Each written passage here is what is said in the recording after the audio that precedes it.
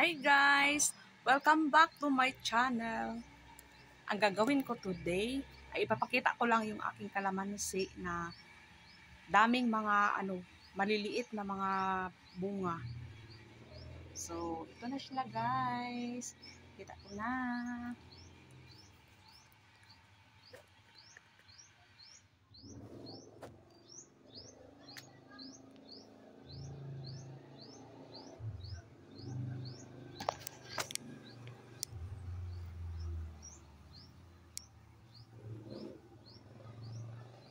Maraming mga maliit. Ayan.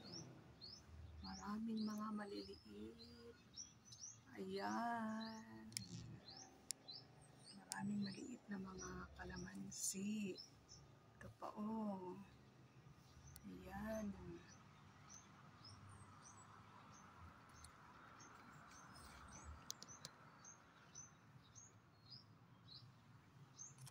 Ayan oh. Ayan, dami nila.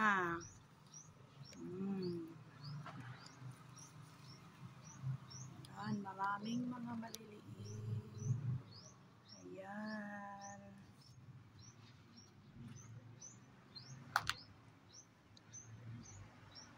Ayan oh. Sobrang dami oh. Kita nyo yan. Ayan.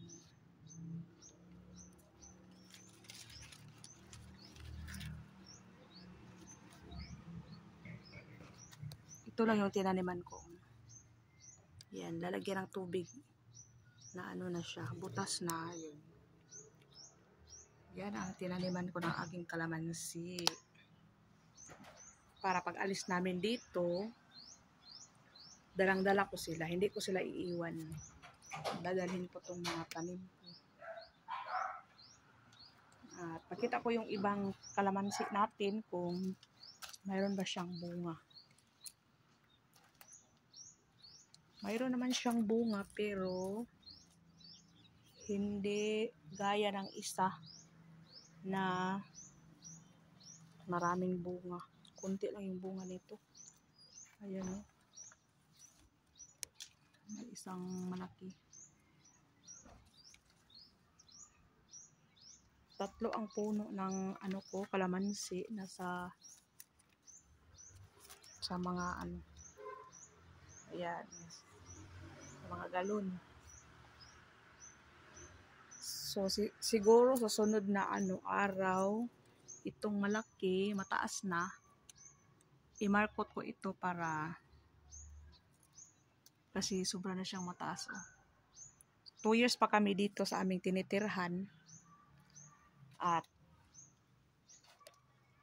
sobrang taas na niyan. So, i-markot ko yan para i-markot ko ito is 2, 3 ang i-markot ko, 3.